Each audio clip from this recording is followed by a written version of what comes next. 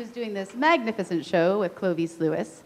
Before we start, we'd like to, as we do with all Middletown Arts Center events, we do a land acknowledgement. So the MAC acknowledges that we're performing tonight on the ancestral lands of the people known as the Scotts Valley Band of Pomo Indians, or Yimaba, and Big Valley Band of Pomo Indians, Habenapo. The MAC operates on the ancestral lands of the Middletown Rancheria of Pomo Indians of California Nation, comprised of Wapo, Winton, and Lake Miwok families. The descendants of these original people live here in this region today. They are the past, present, and future stewards of this land. We stand in solidarity with the first people, recognizing the great harm done to them here, as well as their resilience. We pledge to continue to build authentic relationships and work together with them through creative action towards healing both the land and the people. We also recognize our work is but a small step towards reconciliation, and there's much work to be done.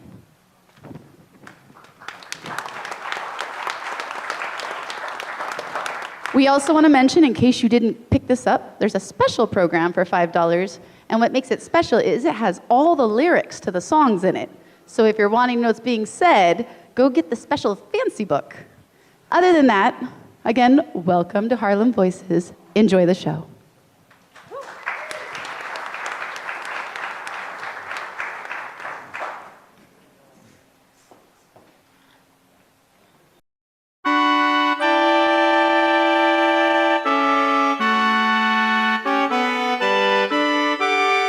Harlem Voices is a character-driven musical about the loves and lives of people who work at a racially segregated Black J Club, a 1920s-era rival to the famous Cotton Club of Harlem.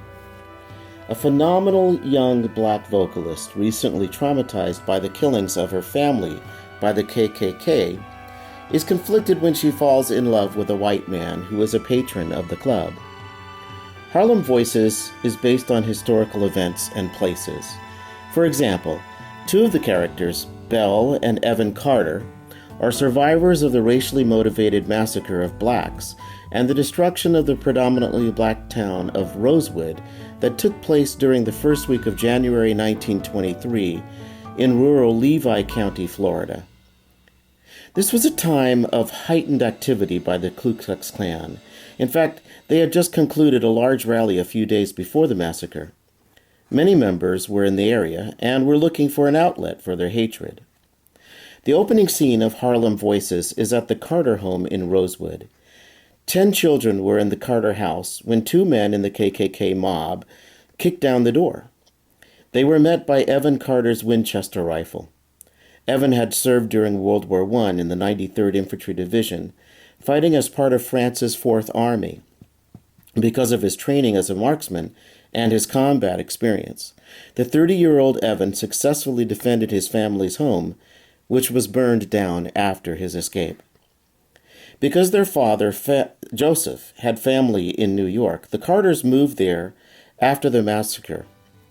The two siblings soon found out about a new club opening called the Black J Club. Like the Cotton Club, strict racial segregation was practiced. African American performers were not permitted to interact with the white patrons in any way. Belle is an amazing vocalist who was able to sing both gospel and jazz with equal ease. Evan had been a music teacher and pianist in Rosewood, so he went to accompany Belle at her audition, and they were both hired on the spot. She was hired as a lead vocalist, and he took a position as a janitor. 2 years after she began singing at the club, Belle notices Andrés Fontenot as a regular patron. Although he is white, she develops a secret crush on him. Conflicted by her newfound fear of white people, racial pressures from other blacks at the club, her brother's overprotection, and being attracted to a white man, Belle still manages to fall in love with Andrés, and they begin a secret courtship. She doesn't dare tell Evan about Andrés. The Jewish immigrant bookkeeper and MC of the club, Sam Klein, strikes up a friendship with Andrés, who works as a French professor. Andrés intimated to Sam that he is a socialist who wants to help the plight of African American workers. And Samuel tells Andrés that he is also a socialist. He told Andrés of his plans to change the club by broadcasting their shows, turning it into a dance venue and having it open to all races. The two men decide to work together. Evan is told about the relationship between André and Belle by his young stagehand friend, Billy. Later, because of a dream, he remembers that he met André during World War I when André served in another all-black French regiment as an American. Evan realizes that André is passing for white and confronts him. André tells Evan that he can't acknowledge his relationship with Belle because it would compromise his position in the community as a professor and as an activist. And when André told Evan that he had not told Belle he is black, Evan threatened that he doesn't have long to tell her.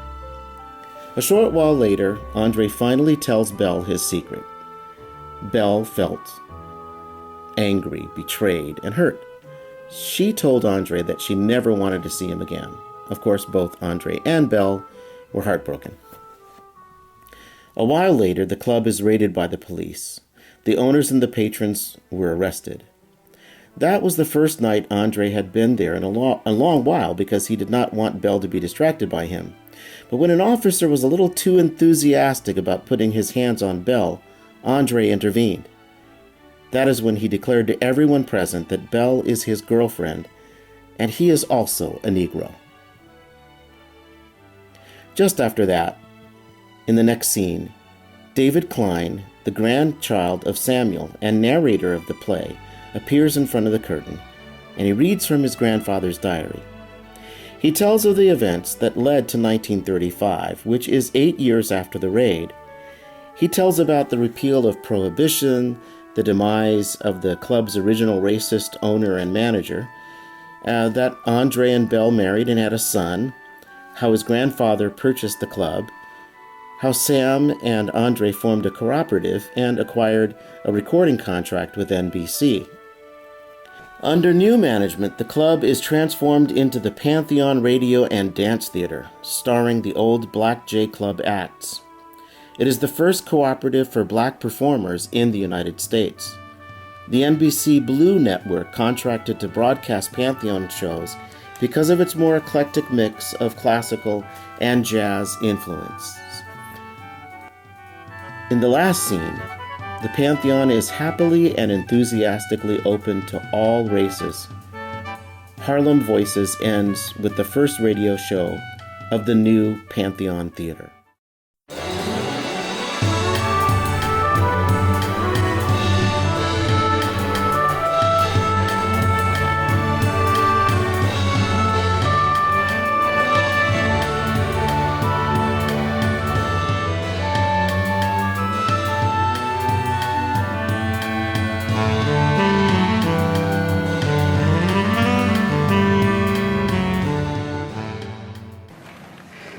Harlem Voices is comprised of two musicals, as I said.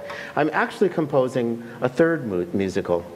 And it takes place over about 100 years, actually. And so this first musical is about the people who live and work in the Black J Club. And it first starts with trauma. We're going to start with the first song. It's called This Is a Terrible World. And it was sung by Evan and Belle just before the they escaped with those children from the home in their community. And the KKK had attempted to storm their house. And when they did, they actually killed the mother, Sarah, Sister Rose, and Uncle John.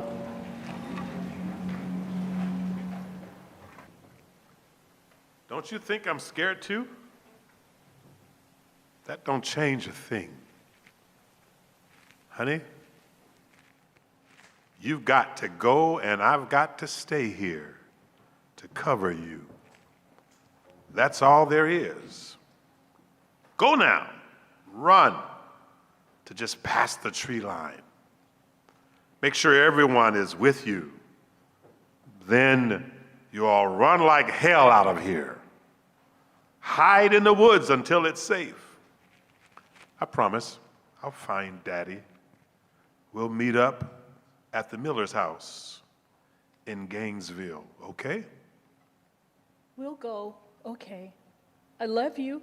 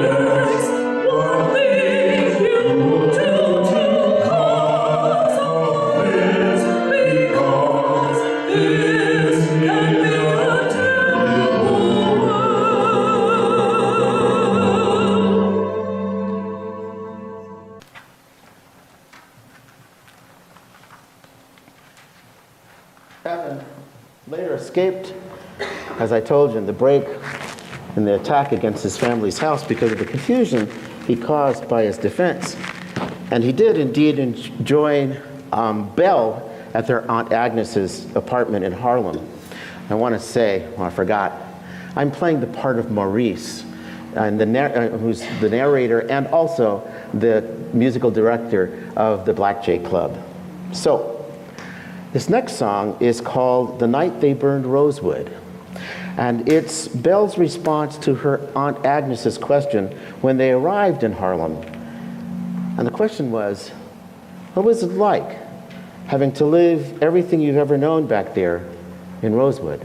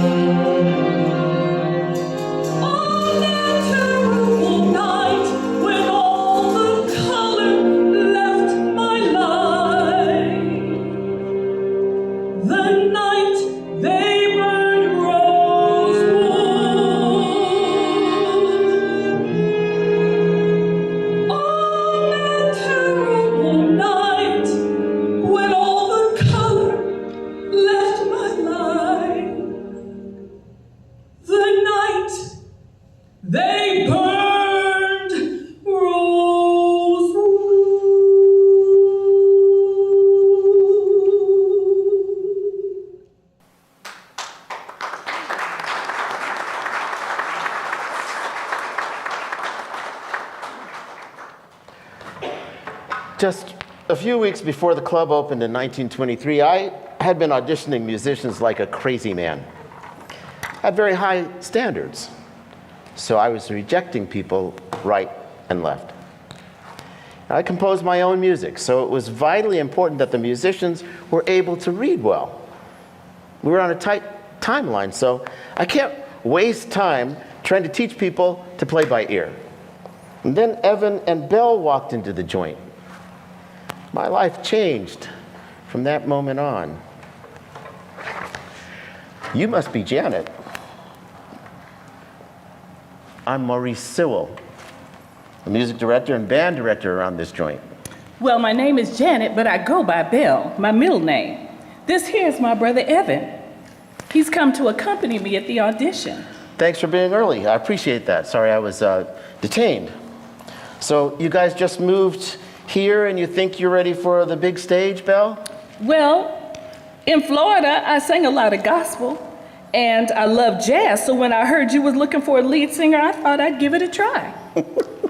Look, you've got to pay your dues around here. If people don't know you, what you can do, then you don't even have a shot. See, your cousin, Robert Halpert, is a friend of mine, and he says you're really good. So I want to see what you've got.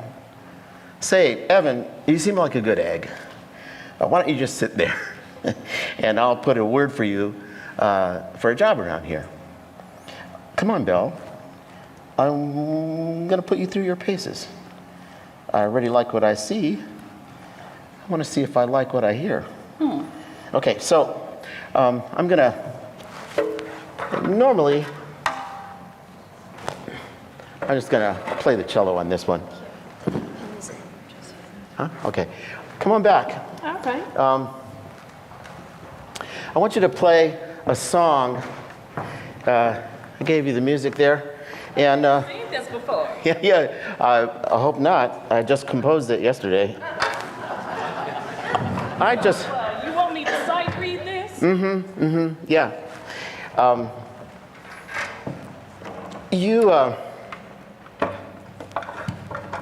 I want to, normally I just kind of sit back and watch what other people do, but seeing how I can play the cello, I'm going to do that. You are the music director. All right. Okay.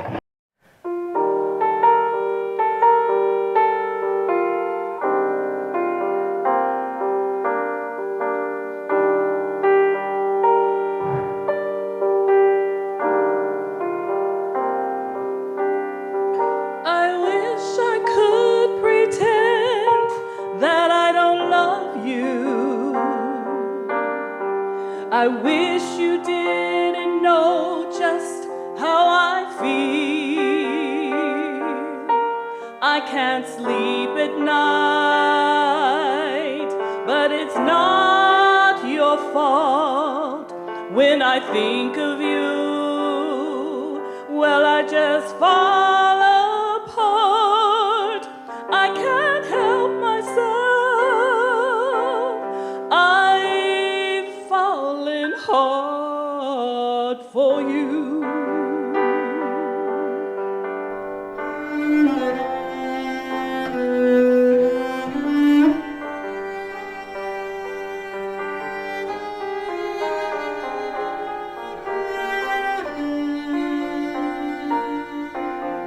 You wouldn't know until I had told you. It was best for me to keep this to myself. But it's out there now, and I'm scared to death.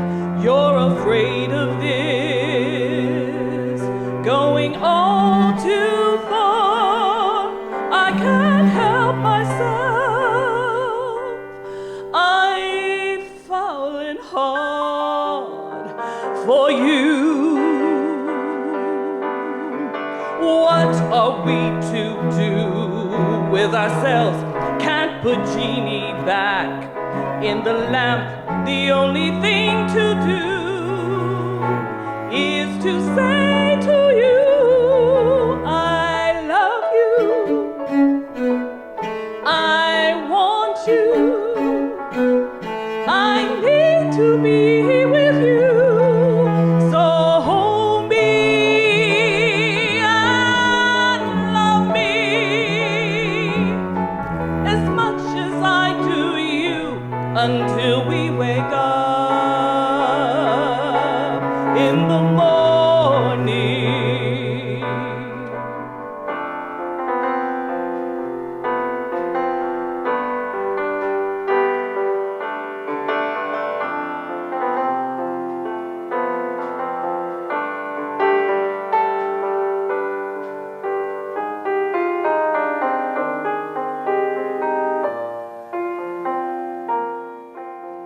I wish I could pretend that I don't love you. I wish you didn't know just how I feel. I can't sleep at night, but it's not your fault. When I think of you, well, I just fall apart. I can't help myself. I've fallen hard for you. What are we to do with ourselves? Can't put Jeannie back in the lamp. The only thing to do is to say to you, I love you. I want you. I need to be with you. So hold me and love me as much as I do you until we wake up in the morning. Until we wake up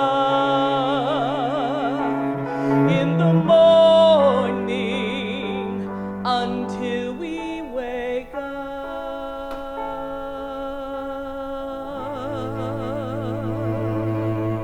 That's my sister.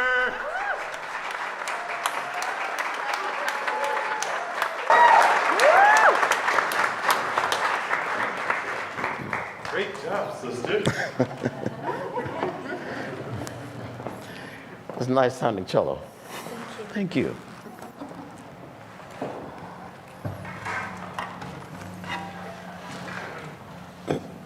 So, of course, I hired Belle right on the spot. And that was the start of a relationship that has lasted for many decades and many records, but that's for later. In the meanwhile, we all had to put up with racism you can scarcely believe now. Yes, even in New York City. Many times it was handled with humor and grace, and as oblivious white people just went along their ways, their privileged days, without a care in the world about how their actions had an effect on us. Maurice is right, you know. You can scarcely imagine what our lives were like at that time. We had to fight stereotypes that always portrayed us as less than human. You want to know what that was like? Living with all this hatred? Honey, let me tell you, being colored in New York City is no easy thing, not in any time. Yeah, we got the bright lights, the music, the speakeasies, and the nightlife here in Harlem. But just outside these streets, there's another world, one where your skin can get you shut out of every place you need to be, or just plain killed. Did you hear what that oafy bastard just said to Billy? He called them a bunch of crows backstage. Said he was an overseer. Huh, that's what he thinks of all of us. I had to leave that white joint, the Stork Club, because they found out I'm colored. So now I get to what I thought would be a nice place to work, and here's a bunch of racist pigs in charge. You can't get away from this shit anywhere. I'm sick of this. It's always about race.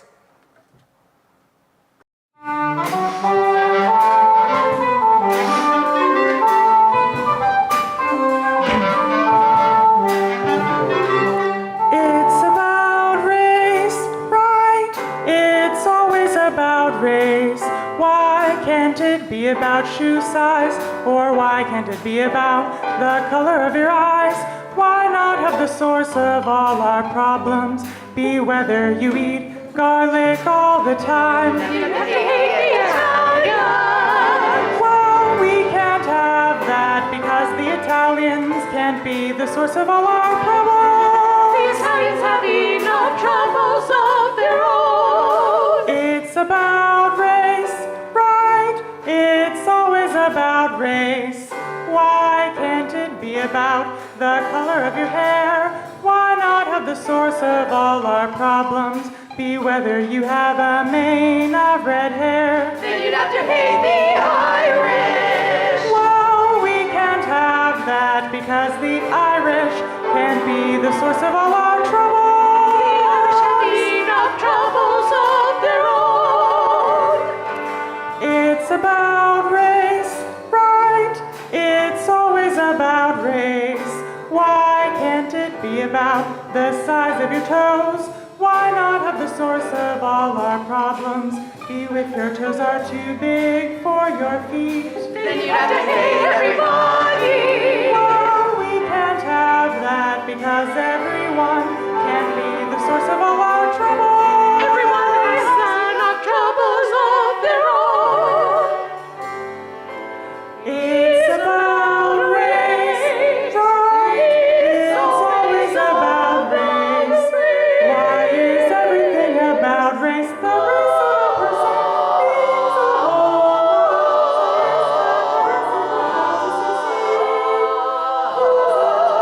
And who's on the bottom? Who is important? And who is not? Who has a fine house? And who does not? Oh, no, it's not right. So why is everything about race?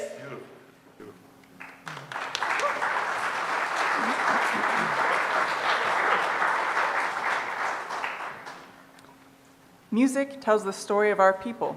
It's the lifeblood of our struggles. Now, you would think, after all the trauma that I faced at the hands of white people. I think you should talk about jazz. Really? Oh, well, let's talk about jazz Okay. first.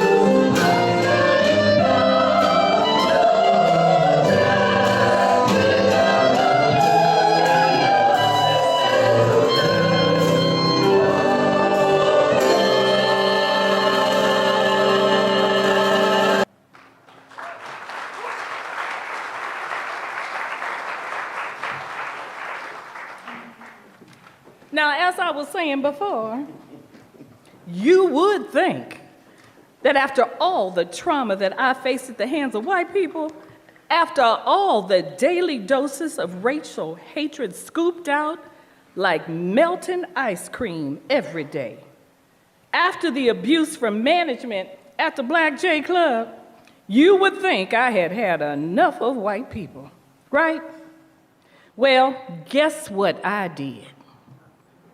I fell madly in love with a white patron at the Black J Club.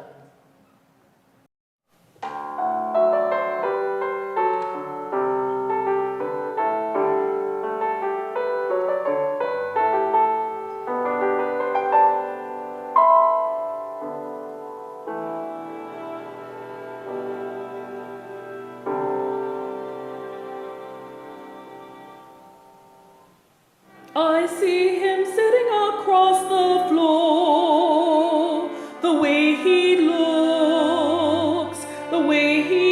at me, the way I look at him looking at me. I think he knows every Tuesday and Friday he's there. He never fails. I can hardly believe that it's true. I think of him. I see his face in my mirror. I hear his voice in my heart. But I only touch him in dreams. If I had a way, I'd turn day into night. I'd reach back in time and turn wrong into right. If I could change sides on the chessboard of life, I'd make him my black king, and I'd be his queen. But I must keep to myself. I see his face in my mirror. I hear his voice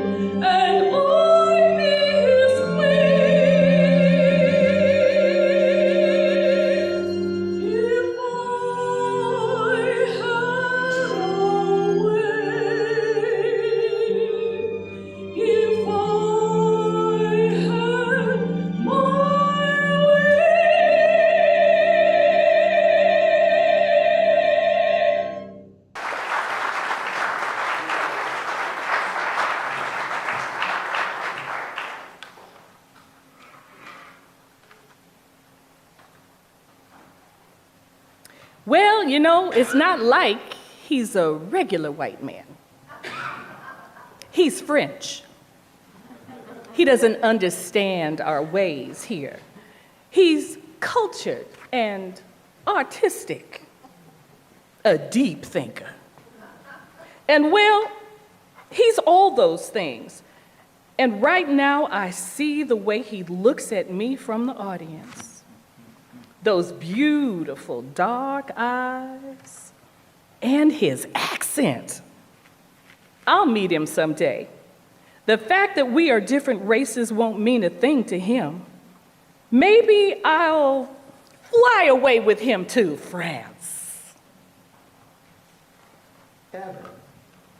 Belle's brother, as I said, had been hired as a doorman at the Black Jay Club, and he'd seen André come in with his buddies on occasion.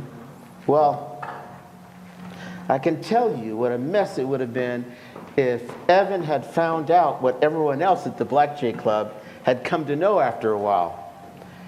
Evan tracked André down. He'd been trying for some time to place where he knew André from, as he had confronted André outside of the club one night and asked if he had told Belle that he's colored. Listen, I've been trying for some time to place where I know you from. I think I remember now that I met you in the war. Only you were serving in the 372nd, a colored unit from Chicago. And even though you're light as day, you were colored then, and you're colored now. My friend, who have you told this to, Evan? Well, I haven't told anybody. Your secret's safe with me, for now. Listen, it's your business if you want to pass for white, but Belle needs to know, and you don't have a lot of time before I tell her myself. Evan, you simply cannot tell Belle about me or anyone. I'm organizing colored people, workers, and to do that effectively, I have to be white. Can't you see that? I truly love your sister, Belle, and I don't want to hurt her, but... I don't care. Belle has got to know what you're doing so she can make her own choice about it. You say you love her? How can you love Belle if you're lying to her like this? What are your intentions with my sister? My intentions.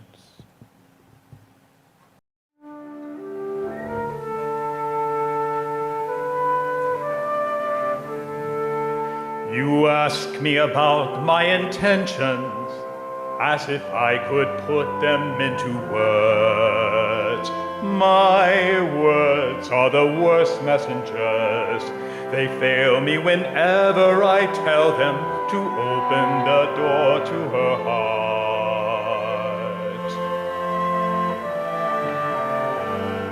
You ask me about my intentions, as if they can be drawn on a map. If I could, I'd sail to that isle. We'd stand where breeze meets the ocean shore, waving goodbye to all pretense.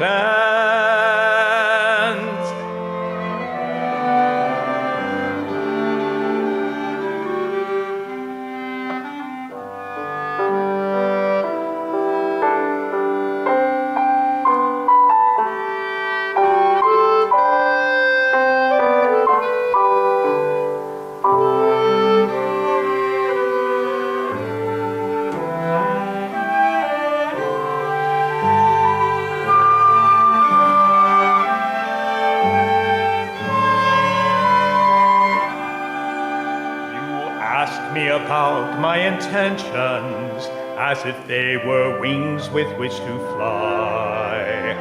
This world is too harsh for our Belle. Sometimes I glimpse a view of her there in airy realms of love and grace. Don't ask me about my intentions, I'd rather stop breathing than hurt her. I know what a blessed man I am to sit in the radiant presence of a gift to humanity.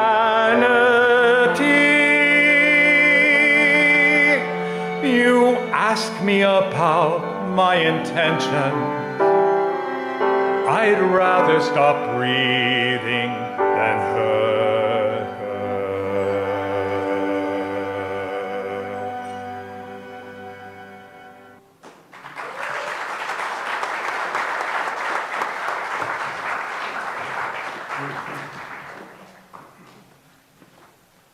Not long after that,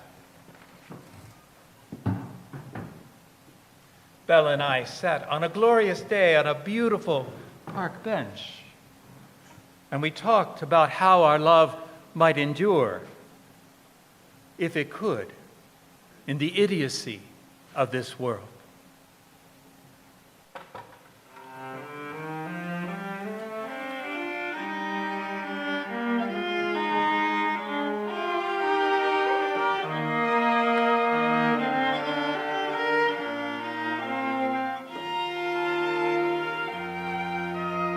Someday, Janet, there will be room for us to live.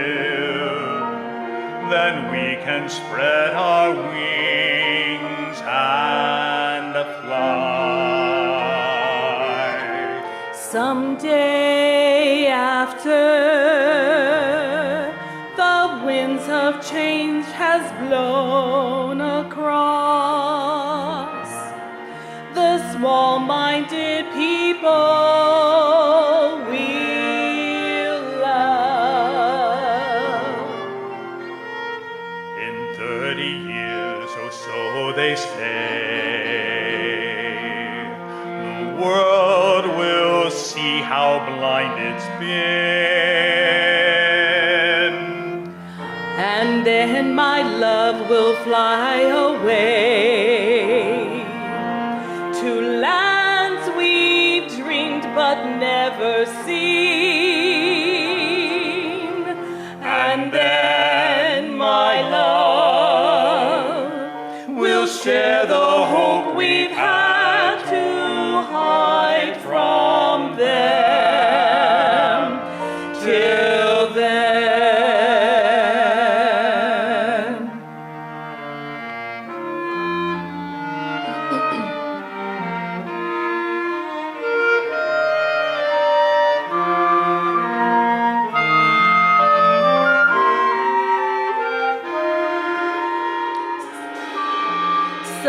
Someday, Andrés, the world will be a different place. People won't be defined by race.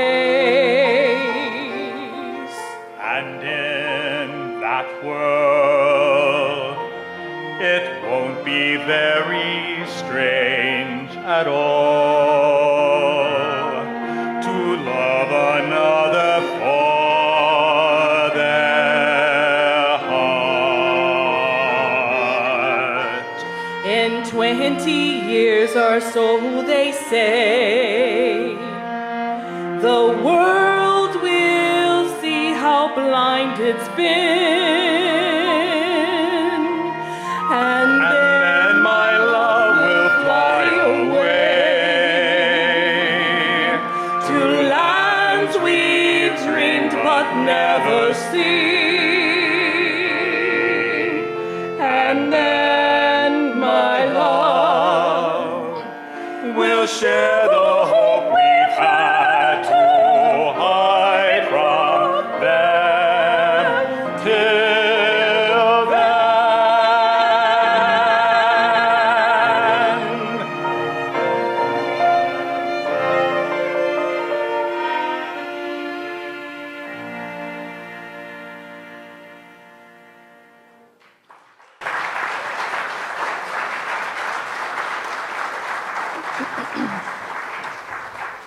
what a wonderful thing love is.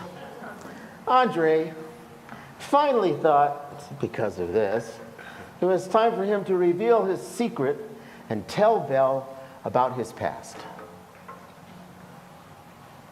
Belle, my love, I have something to tell you. I was born in Georgia to a mother who was a mulatto and my father who is white. My mother was born on the plantation owned by my father's family. My father's family is French. So I enlisted on the side of the French in the war when the Americans wouldn't allow colored soldiers into the American army. I remained in France after the war, became a French citizen, and then I realized my dream to come back to the States, to do the work of liberating colored people and to teach, but as a white man. So all this time you've been lying to me? You're not white, but I've taken all kinds of abuse for being with you. Are you so ashamed of your race that you don't think you can do your work from behind a colored face? So you're also a coward. Belle, you're not being fair at all. Oh, my dear, I'm just getting started. Please, my dear, it's not like that at all. I struggle to help our people in the best ways that I can. If you know my heart, you know that I love you truly. I never want to hurt you. I really don't care what color you are. I care that you can't face its consequences. I thought I loved a man who understands that. Belle, we need to talk this through. Don't go. I'm going home. You are a liar and a thief. You have stolen my heart and you broke it.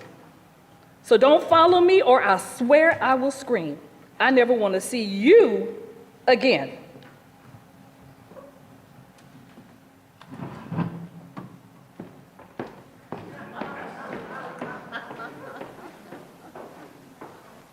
You can imagine what happened next. Just like in all the good love stories, Belle and André didn't see each other for some months. Evan went to André to find out why Belle was so depressed.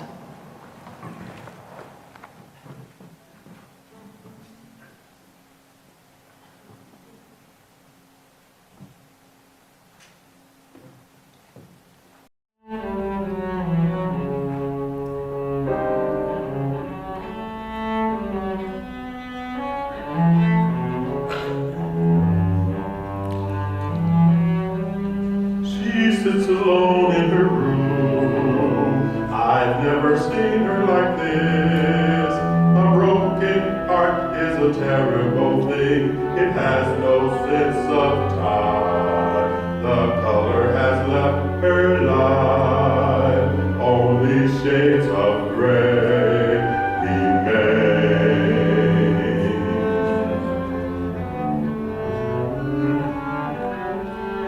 I caused her this pain because of my arrogance. I thought I could change the world by denying who and what I am. Now I understand too late that the world is the one for me. I can understand you, brother. I may not do what you have done, but my love for Belle makes me break down in her presence. The sun is gone from my life.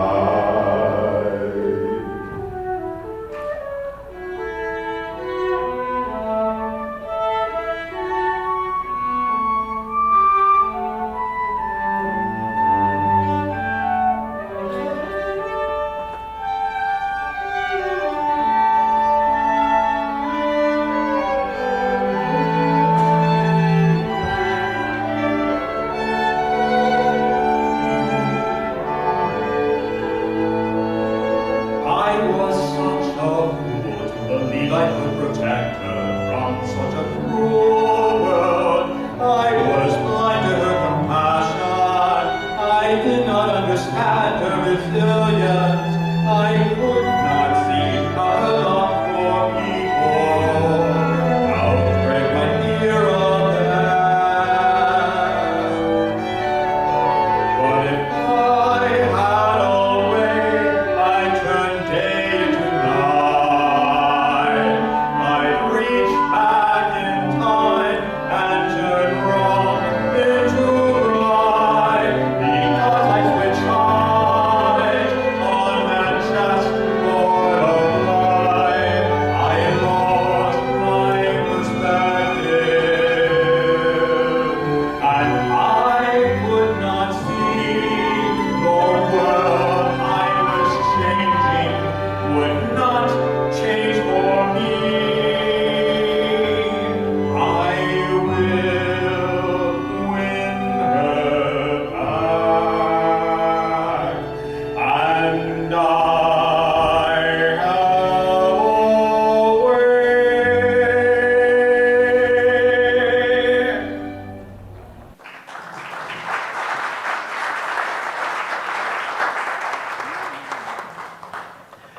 So, a few months later, Andre finally shows up at the Black J Club on the very night it was raided by the police. An officer got a little too enthusiastic with Belle, and he groped her, and Belle screamed in progress. Andre wasn't having any of that. He surged forward and pushed the officer away from her.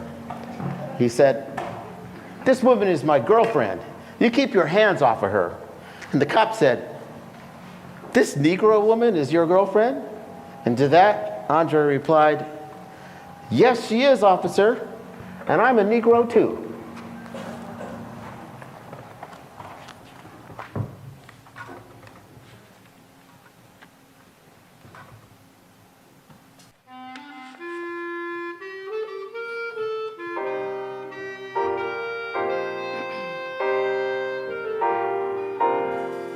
You're my Negro now.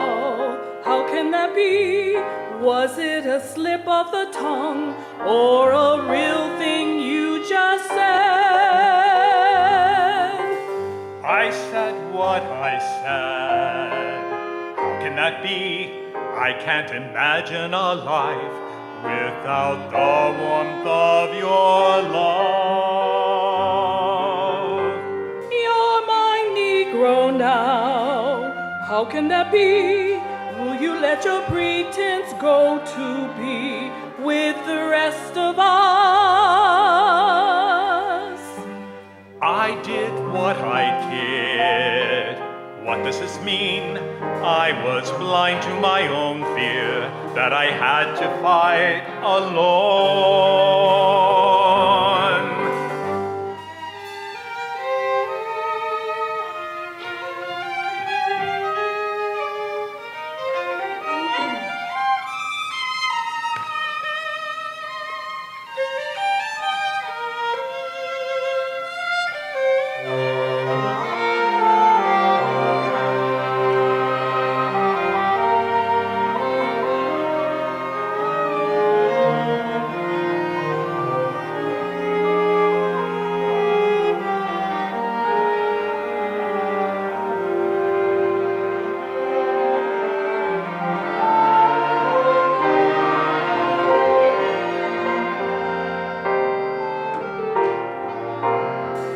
You're my Negro now.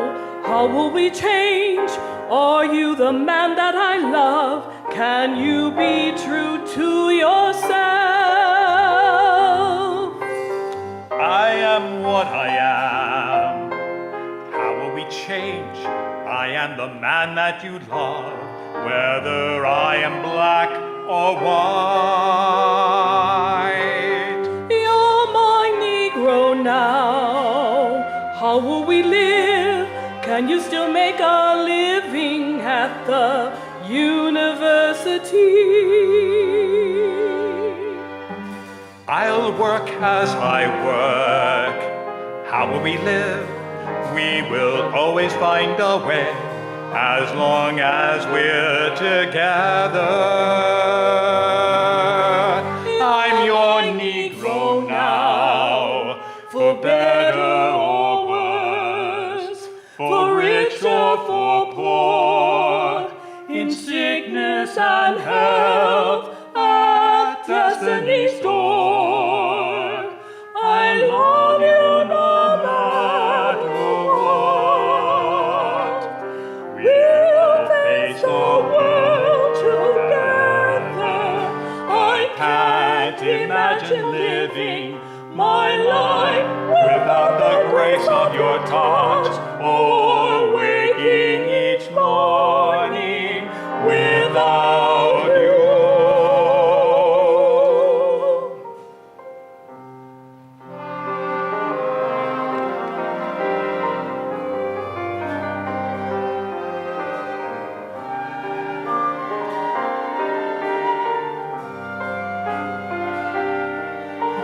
You're my Negro now. I'm your Negro now. You're my Negro now.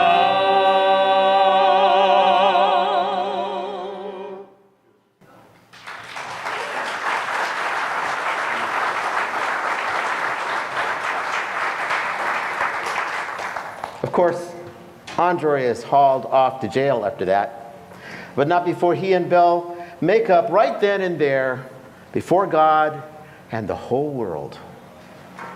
Will you wait for me, Belle? Well, this is what I was waiting for. I'll be home when you get out of jail. Come see me.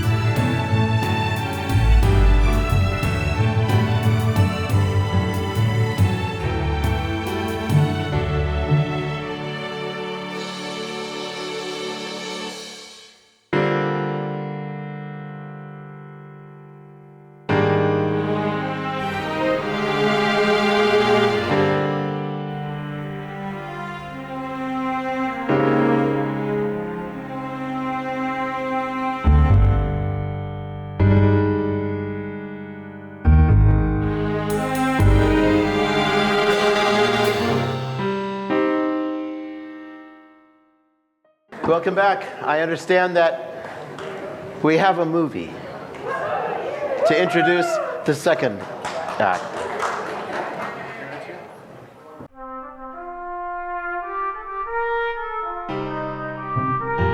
The year is 1943. Belle and Andrés have been married for 11 years and have had 3 children. Harlem Voices Revisited, the second musical, begins like the first, in racial crisis. On August 1st in Harlem, a young black army policeman was shot and wounded by a rookie cop in the Roosevelt Hotel. On the streets, the story went out that the young army soldier had been killed. A very unfortunate incident took place in Harlem this evening. An arrest was made. The Harlem Riot was one of the disturbances that happened that summer in Los Angeles, Detroit, Beaumont, Philadelphia, and Mobile. Black people were fed up with the unequal distribution of rationing coupons, job discrimination, police brutality, segregation in the U.S. military, violent white backlash, and that German prisoners of war were treated better than they were. Harlem Voices Revisited is a deeply personal exploration of the Carter family story set against the backdrop of the 1950s, 60s, and 70s. The narrative weaves in larger societal issues such as redlining, systemic racism, the effects of the McCarthy era, civil rights, and the Vietnam War. But unlike the original musical, where these issues were more external, in Harlem Voices Revisited, they become more personal and intense. The decline of Belle's beloved Harlem district mirrors her own sorrows, revealing that her faith and energy have limits that are severely tested. Characters change and grow, life moves on, and friends and family members die. There are small sorrows and big surprises. Promises are broken, but there are also many sweet redemptions. Throughout this entire sequel, we delve into the personal lives of characters from the first musical and find in them our own American stories.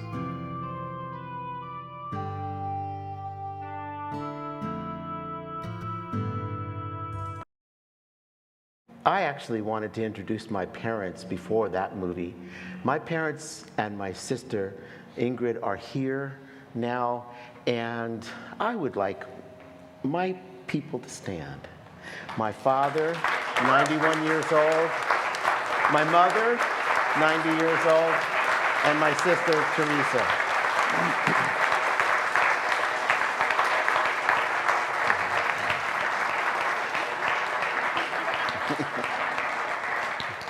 Okay, see, the thing is that my father is much cooler than I am, so maybe that's why I didn't introduce them right away. So we're going to jump right into this. And so here we are. As you saw in the introduction there, a lot has changed. I was just talking with someone backstage about how I think that the reason why in the first musical, people were very, things were happening to them in society, and they just dealt with it. And so things were outside of them. But in this era that I'm talking about, things were more personal, and that was because there were promises made. And they wanted to make sure that those promises were held. So it became a lot more personal. And the civil rights era is one of the key issues there. So back to our story. Andrés and Belle were married in 1932. Their oldest child, Philippe, was born in 1933. His 2 sisters, Susan, who is named after Belle's best friend, Susan Wright, and Marie were born in 1935 and 1941, respectively. The year now is 1945. Philippe is a nut about airplanes. And during World War II, now famous black military pilots came to visit the Pantheon Club when they were on leave. And so most of them were Tuskegee Airmen. Philippe befriended them and wrote letters to them. They wrote back and encouraged his desire to be a pilot. André, who is decidedly anti-war, is bothered by Philippe's ambitions to join his heroes in the sky. Things are not well in the Fontenot house. André is removing himself from Belle and his family as his work as a French professor and social activist interferes with his family life. He loves Belle, but he loves romance more. And his constant dalliances with his female students is not sitting well with Belle. She hopes he will turn around, but is becoming increasingly aware that he's not going to change. Meanwhile, he's so out of touch that he forgets about a conversation he and Belle made that would allow Philippe to live with her relatives in Chicago so that he could learn to fly in an all-black aviation school there. André is afraid to give Philippe false hope about his chances of achieving his goals in a white-dominated society that many times wants to destroy him.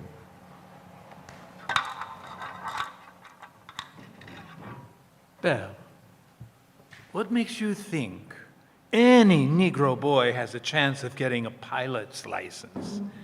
So many things are stacked against Philippe. Why should we get his hopes up only to have them smashed? Because he deserves every chance we can give him. Just let him fly,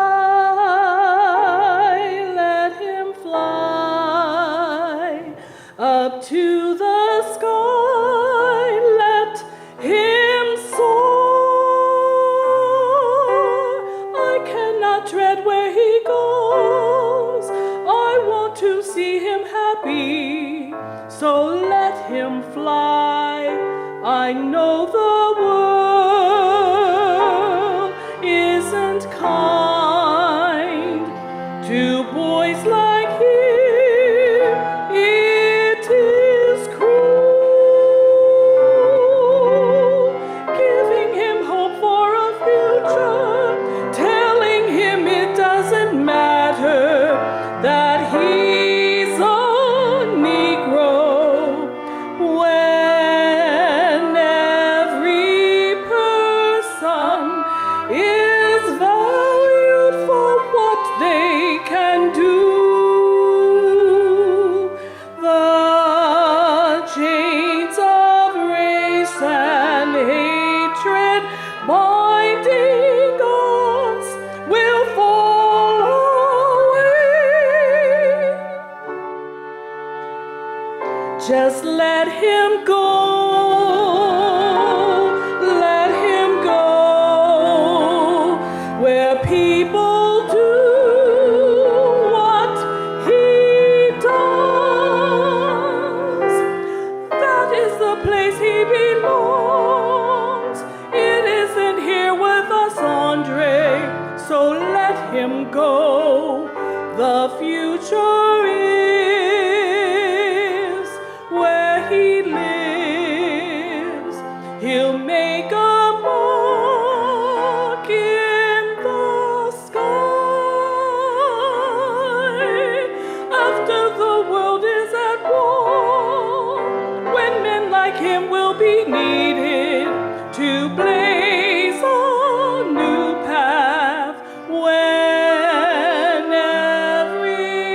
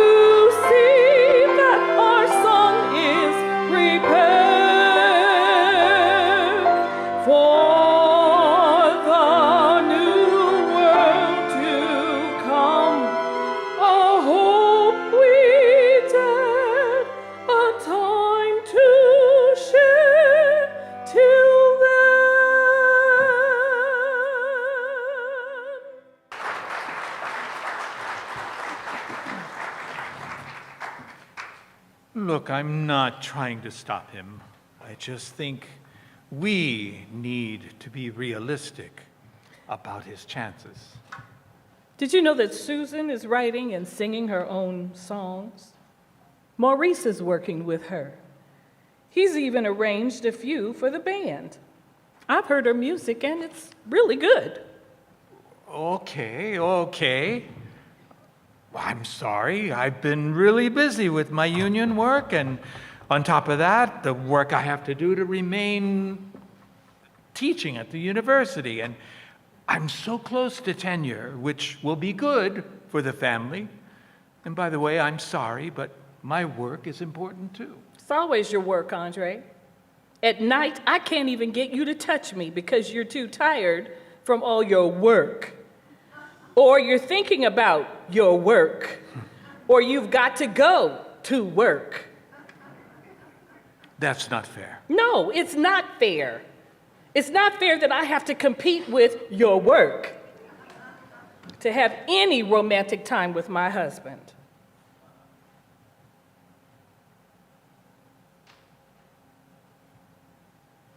So Belle and I have been living like roommates for the past 9 years. And it's my fault. I wish I was a better person.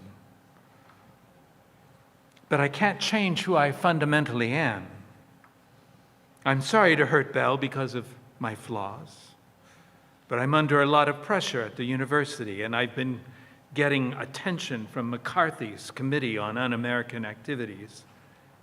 In fact, I've just decided to give them some names because they have photos of me with some of my students. I've been so stupid. What were you doing with those women, André? They're just students, nothing else. Nothing happened, Belle. You know I wouldn't do anything to harm you or the family. I can't do this anymore. I can't live like this anymore. I can't live with your lies and my denials. Now you're going to ruin us, and I can't have that. I've worked too hard to have you drag us all through the mud. I just gave you a chance to come clean, and you still can't tell me the truth. You know, I have a shoebox full of letters from your little playthings, and even their friends. Susan and I have known for years, and I kept hoping that you would change. But I've been living in the past. Belle, please, my dear, I know I'm not a good man. I have flaws, I have weaknesses, but I promise I'll change. I'll become so much better. I love you so much. Hollow. Empty. Too little, too late. You've killed my dreams, and I am done with this terrible pain.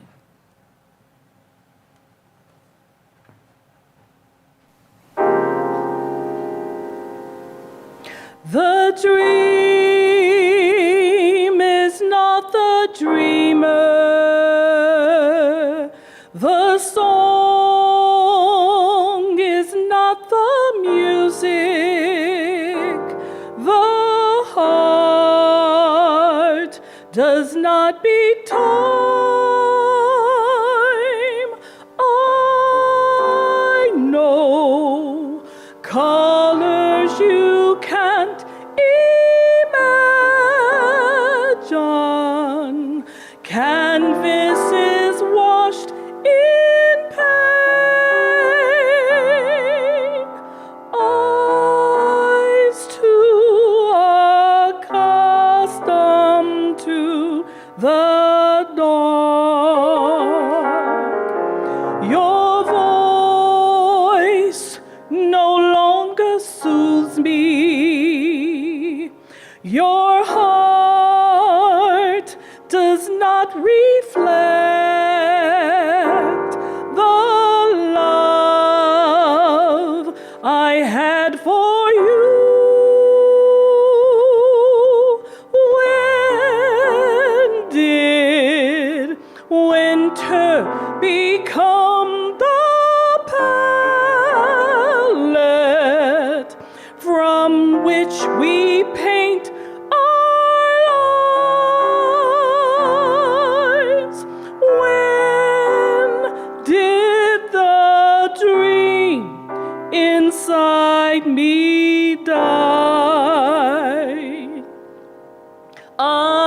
did not realize through all of my pain that I am free.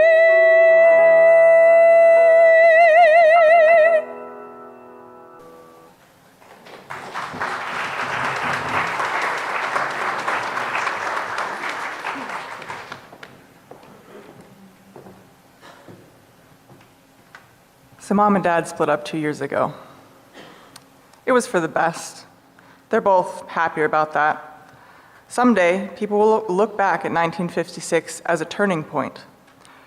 2 years ago, the civil rights movement gained momentum when the United States Supreme Court made segregation illegal in public schools. Rosa Parks refused to give up her seat, and the boycotts in Alabama is making big changes. But Mama suffers because the Harlem she loves so much is going downhill fast. There's redlining that keeps Negroes from buying houses where they want to live, even if they can afford them. The whites are fleeing, and a lot of our middle class are going too. There are no investments being made in our community. Mama is not herself. It's like she's at war with God.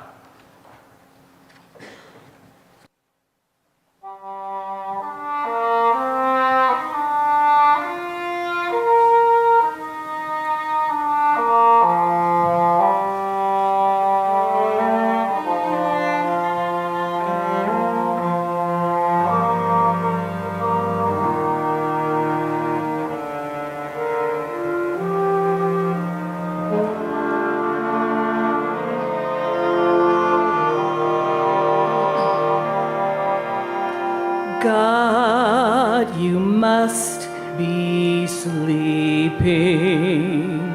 I can't feel you anymore.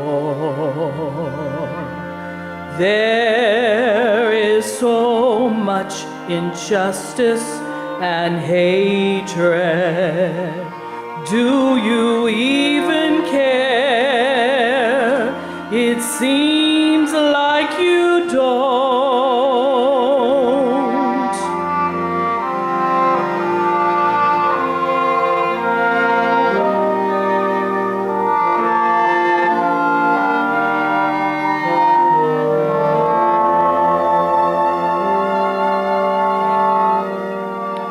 We fought a war to end injustice and hate, and people trying to enslave one another. Our world is shattered, my life is in tatters, and you won't answer my prayers.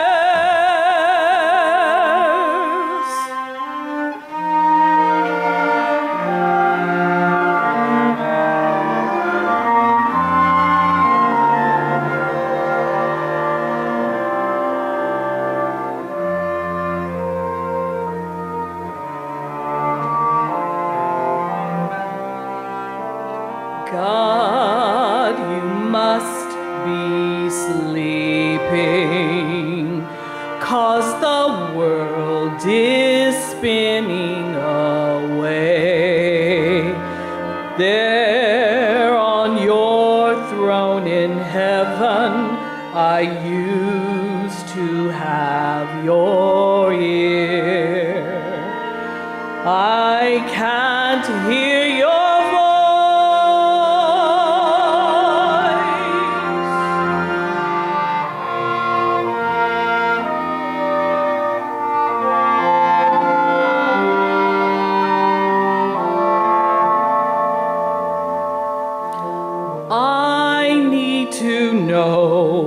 that there's a reason for this. The pain and suffering I feel keeps me crying. Our world is shattered, my life is in tatters, and you won't answer my prayers.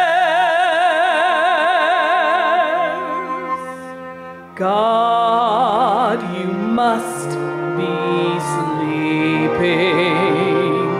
I can't feel you anymore.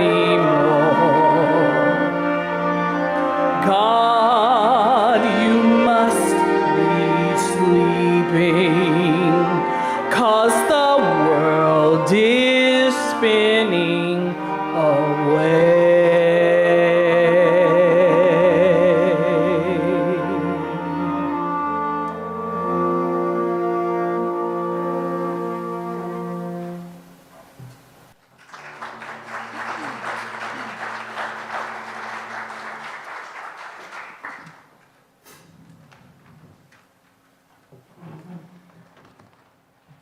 Philippe is an Air Force pilot fighting in the Vietnam War. He knows I hate that, but I love him. Apparently, he had to go all the way to Germany to find the love of his life, Brigitte. She's awesome, and their kids are amazing. Marie, our baby sister, is in law school. She is the smartest, kindest person I know. But today, we meet to say goodbye to Maurice. He's leaving our Pantheon family after 42 years. He and Mama have made, 500 recordings together over all that time, and he helped me produce and record the 12 we've done together. I moved out to California some years ago because I'm a hippie. I didn't ever like that East Coast vibe.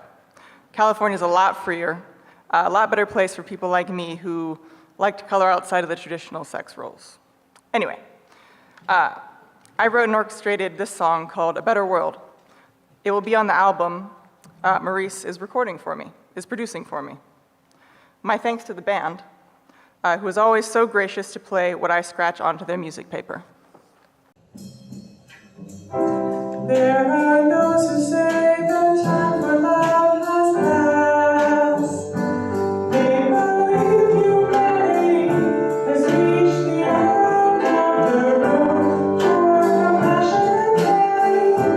We are not connected to one another. The score is old now, but hate is always on. Our distress, loving us why, but all we see is young men dying. There is a better world out there, just beyond the reach. It lives in the heart and mind, it connects us all to God. And here is the place, if we let God teach us how. There are those who say the time for justice has passed. They believe humanity has reached the end of the road for kindness and empathy. The Almighty God has become our God.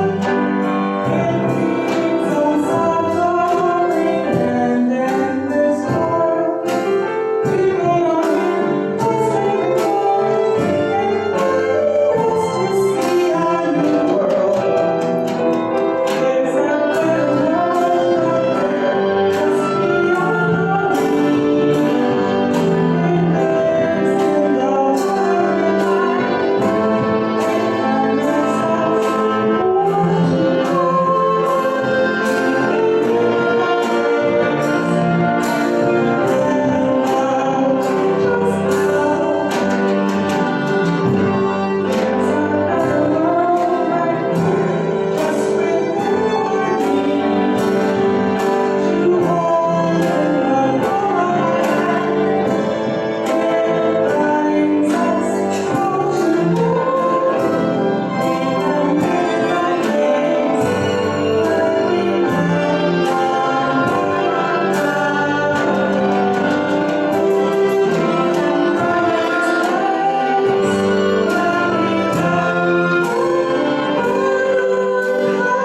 to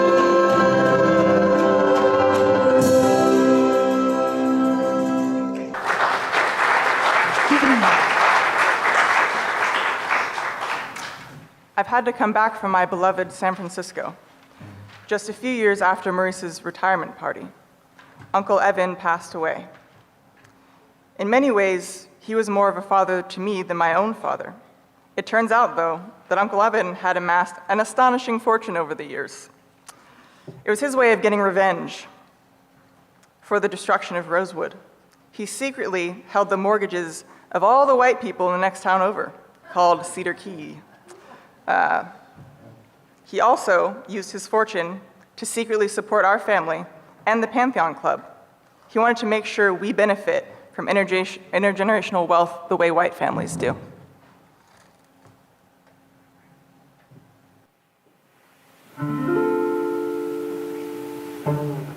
I understand this will come as a shock to you all.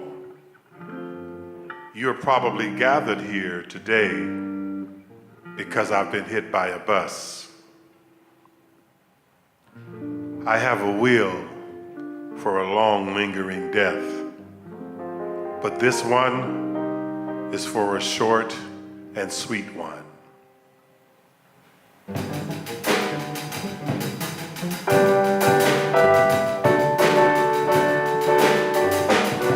To my warrior nephew, Philip, I leave stocks valued at $700,000 because your family is growing and God knows the Air Force doesn't pay enough. I also leave to you my beloved 1911 Colt 45 Bessie. She still works like a charm and she'll get you out of most trouble you might find yourself in.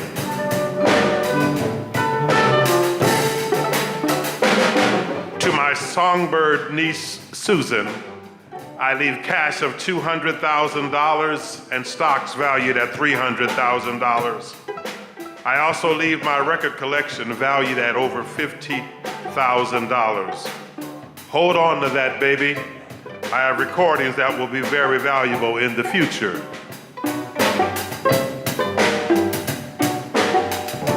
To my scholar niece, Marie, I leave cash of $200,000 and stocks valued at $300,000. I also leave a rare 2-volume first edition of the Federalist Papers valued at over $80,000. Hold on to that, baby. They were owned by James Madison. They will be valuable in the future.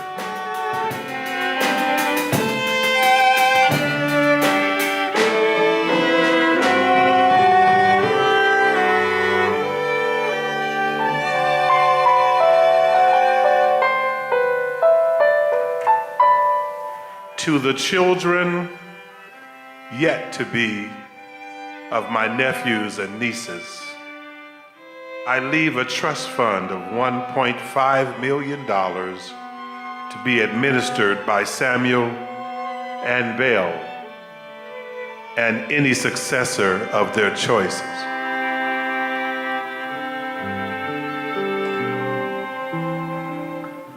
To my secret love, Susan, I leave the deed and all my possessions to my flat in New York. I know you can't afford the house of your dreams, so I purchased it for you years ago. I hope you enjoyed it as much as I've enjoyed loving you since the first time you showed me around the Black J Club so many years ago.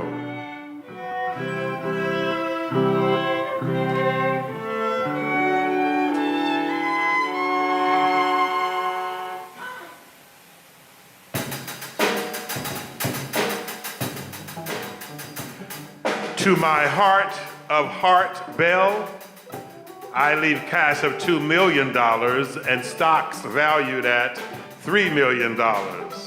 I also leave you our family's house in Rosewood. I had it rebuilt on the property our family owned there. Use it as you want. Burn it, sell it, keep it. I don't care. But first, please look through the things I've gathered in the house that belongs to our family. You are the last of us.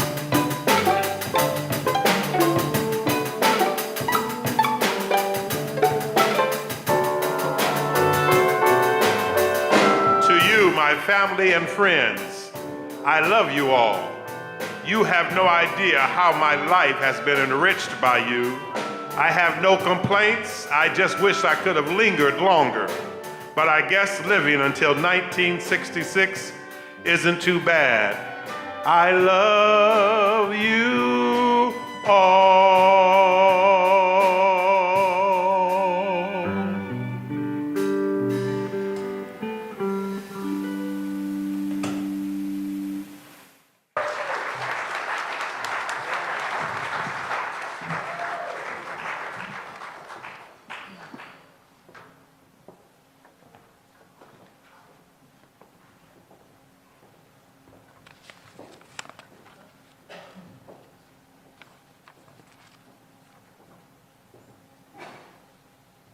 So now it's 1972, and we're still involved in that damned war.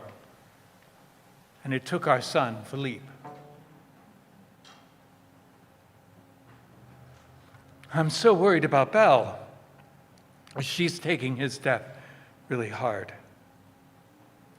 I wish I had listened to you all those years ago, André. Philippe might still be here if I didn't let him go off to become a pilot. No, Belle, my dear. You were right. We had to let him go. We have to let them all go. Oh, how I've missed Susan. She ran off to California in that summer of love. And now we only see her at events like this. I miss her so much. Marie and Jonas, married, they have a son, but we don't see them much either. Life follows life, Belle. That's all. But we've lost so many. Samuel and Agnes and James, Lorraine and Henry and Evan and Maurice. They're all gone, André. God has left me.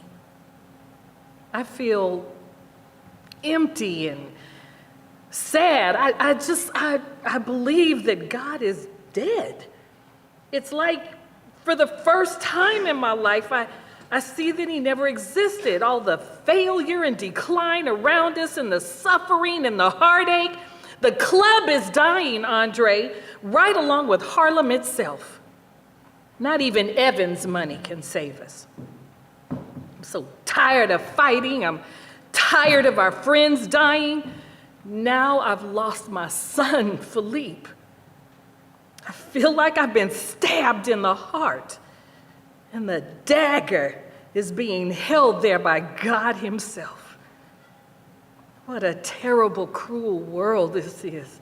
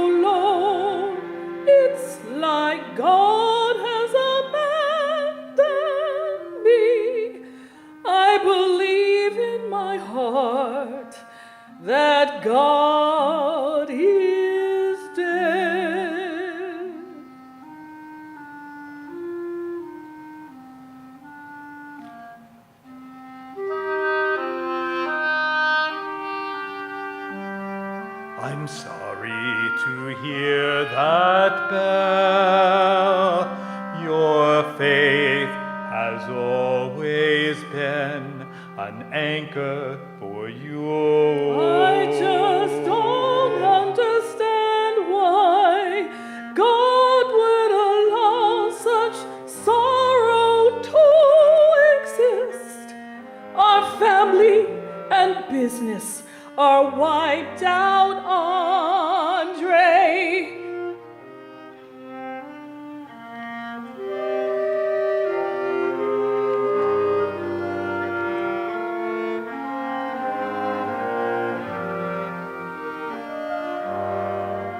Belle, my dear, I don't share your beliefs, but I understand your pain.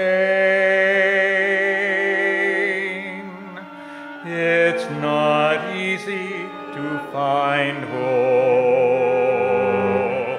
in a world that seems so dark.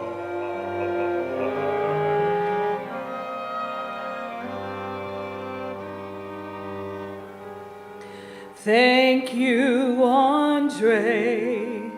I really appreciate your but this is between me and my God. I just can't hear his voice anymore.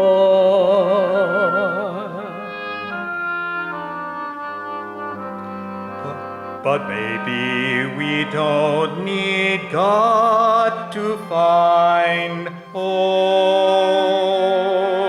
Maybe it's up to us to make the world a better place. I know all that, Andrés, but it's hard to keep believing when it seems like nothing will change.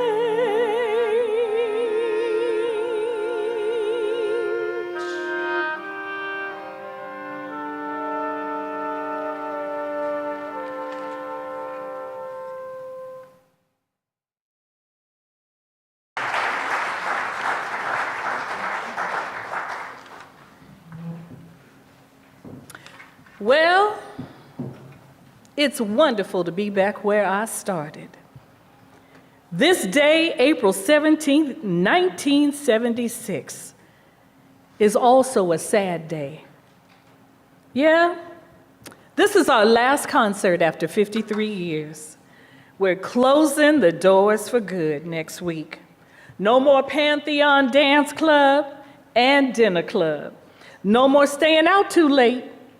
Personally, I'm going to take it easy from now on. I have grandchildren to spoil. Did you hear that, Andrés? #1 rascal and father of my children. Did you hear that, Evan? My dearest brother and hero. This is a song I told Maurice we would never play again together. That was over a decade ago. This record was one of our biggest hits. I was gonna sing it with Susan, but I think I'll do it myself. I'm sure most of you have heard of her, though. She's the one who's selling records like hotcakes back in Los Angeles.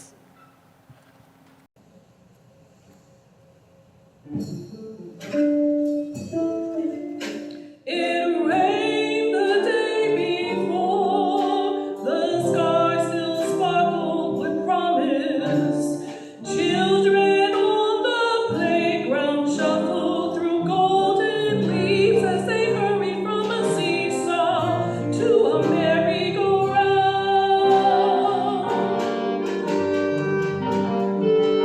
We sat with eyes glued to the ground, neither wanting to say what must be said. I could not find words, so I let my tears do the silent work of speaking from my heart. Our time was short, but it was sweet. Everything comes to an end. That's what they say in the songs, but they don't tell you your heart can break in between the space between a sigh and glance. Love's lessons are not for the faint of heart.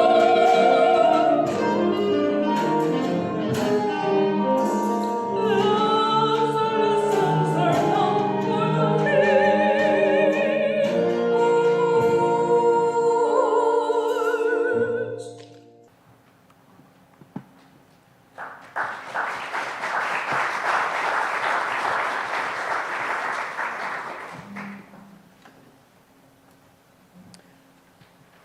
You know, Evan left me a letter that I'd like to read to you tonight. Dearest Belle, I'm dead, but you already know that. It's okay, though, because I'm sure I am with Jesus by this time. I'm not a saint. God knows I've had my share of darkness, even murderous thoughts. But you know who helped me through all the time I was at war with God? Well, Samuel helped me a lot, mostly helping me absorb the gospel of good business practices. But it was really you. It was you, Belle. You with your unbending faith in the goodness of people and the bounty of God's grace. The war wrecked me, my dear. I killed people, and I enjoyed doing it because it was a way for me to gain power over the people who oppressed me. German soldiers were white. The KKK bastards were white. They were all the same to me. All white people were. I don't know if you really understood that. I know you sensed something was wrong with me. I figured because I'm so much older than you, you'd just think this was how I was. But you knew, and you still loved me.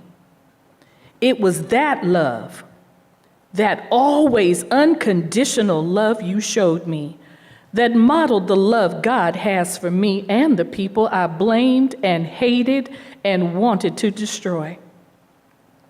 You healed me, Belle.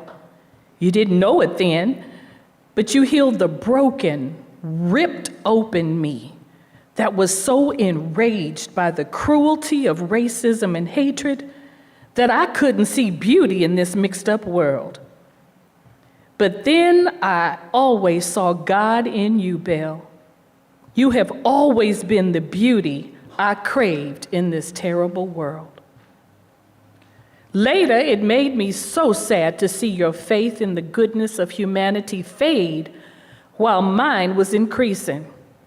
But just as you knew I'd make my way back to God, I knew your innate goodness could not be extinguished.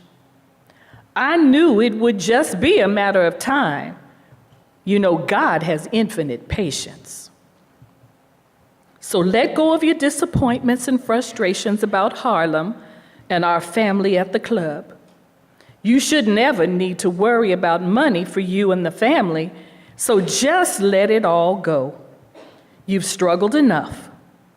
Now it's time to put away your anger and fear and frustration. Justice will fall like rain. Forgiveness will seep through our broken land. I invite you to listen to that small voice you've turned down. Crank it up, my dear. Dance in the music of life again. I invite you to welcome God back in right now. I love you. I'll see you soon enough. Evan.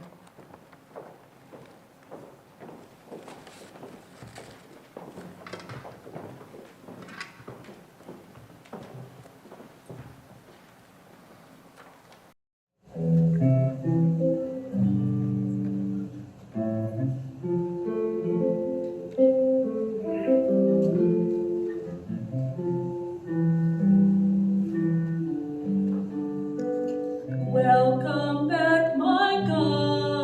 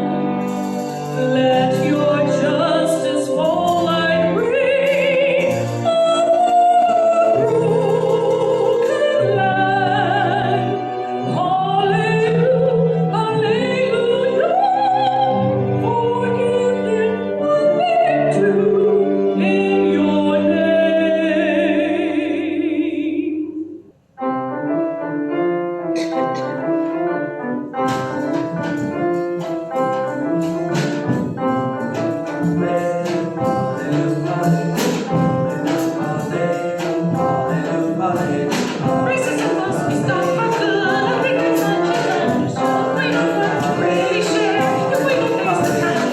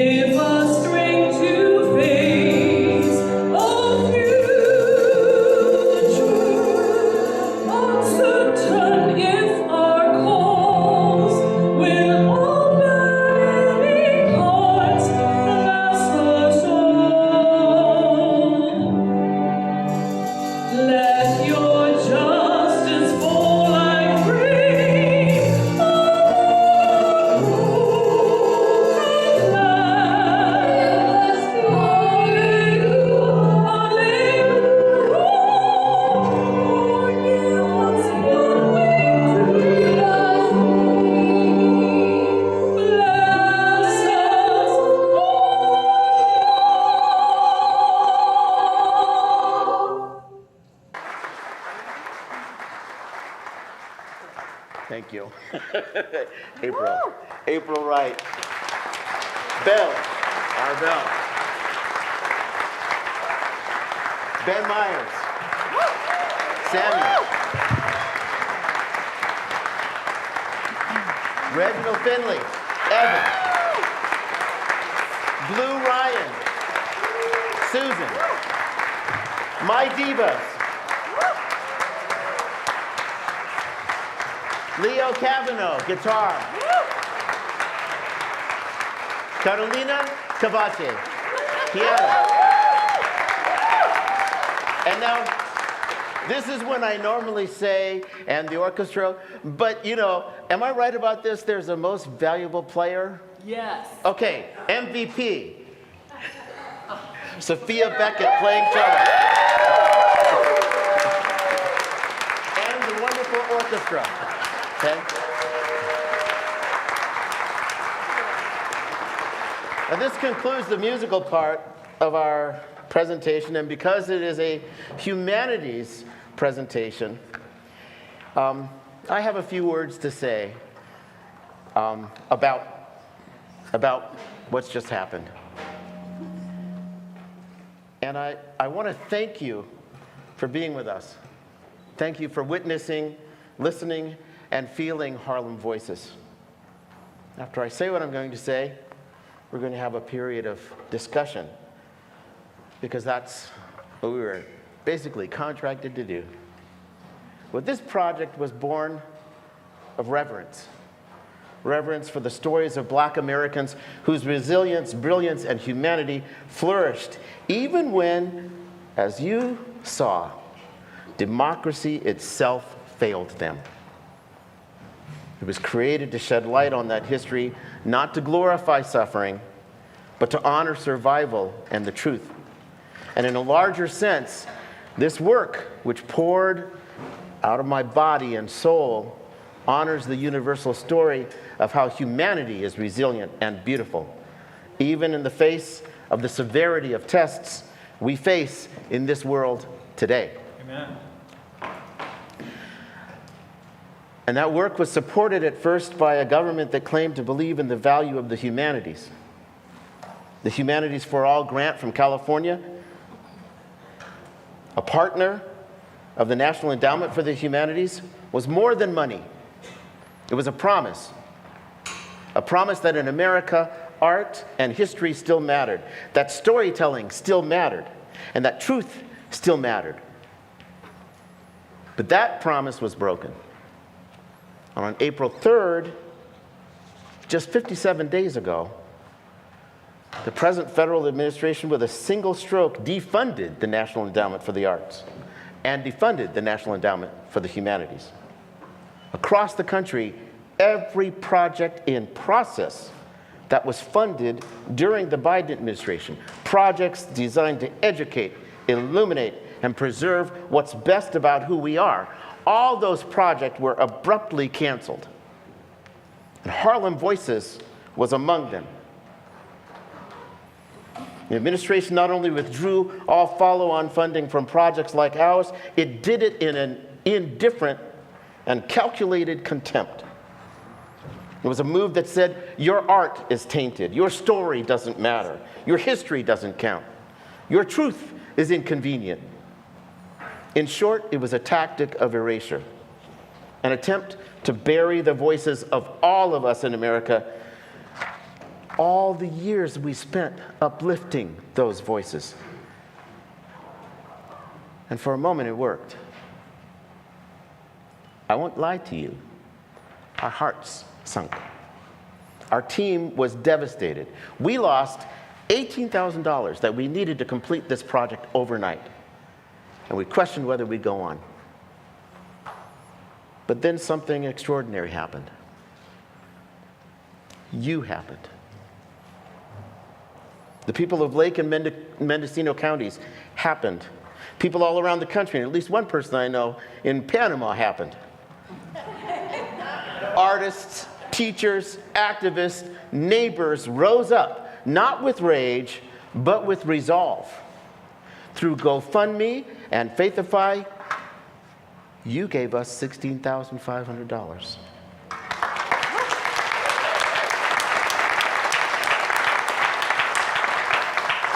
And we hope ticket sales will do the rest. So please tell your friends and neighbors to come on down to the Soper-Reese Theatre while we're still here and join us in the revolution. You proved what governments always forget, that communities who know the truth cannot be silenced, that the arts are not charity, they are resistance, and that you can defund a grant, but you cannot defund a people's will to remember who they are. Say that again. You can defund a grant, but you cannot defund a people's will to remember who they are. Thank you.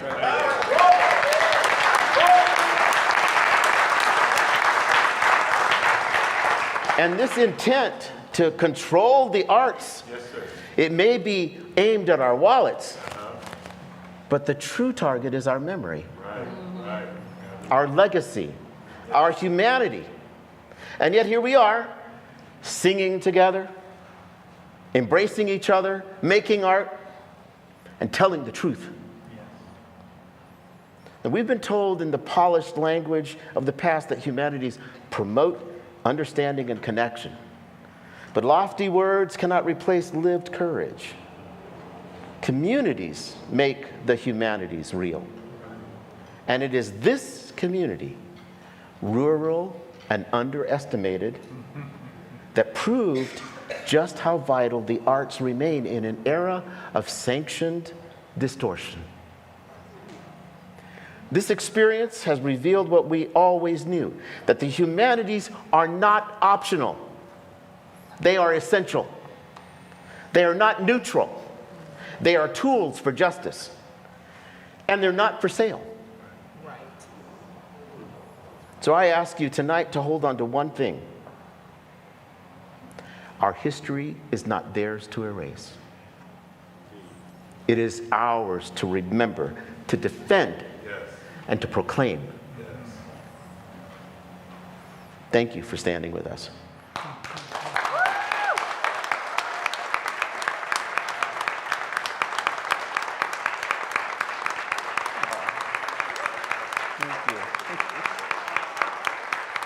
Please give Clovis a hand. Please, please, please, please. He so deserves it.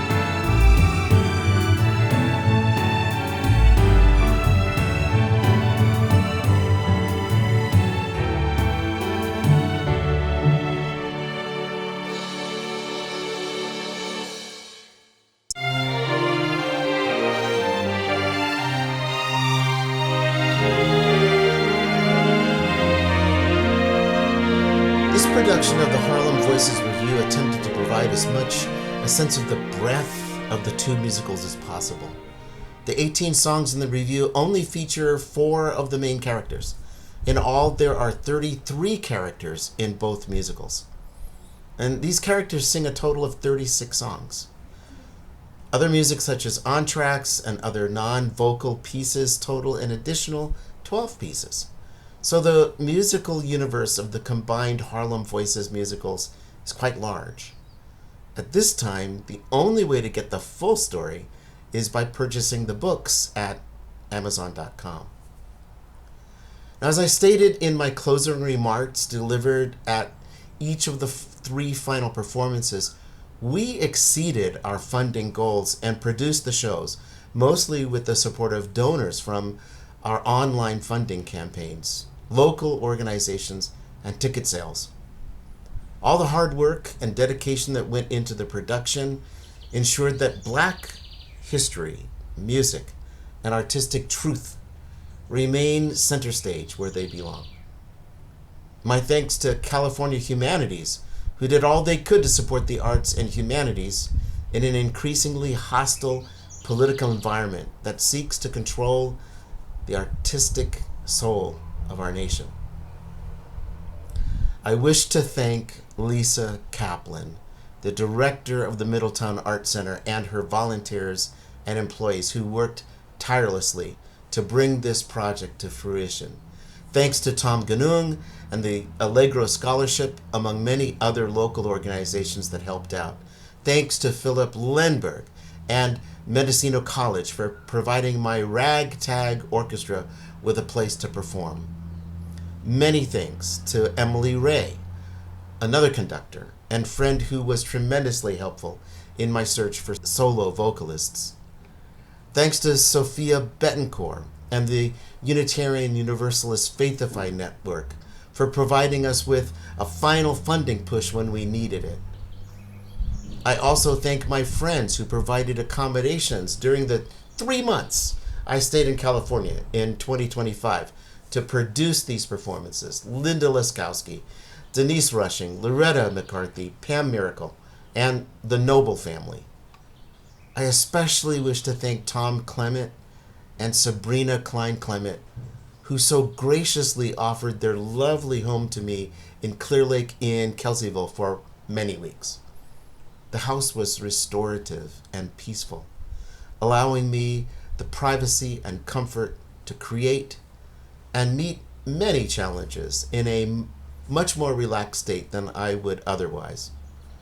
Sabrina was also a muse, a creative partner, logistical wizard, and voice of calm and wisdom in a storm of chaos.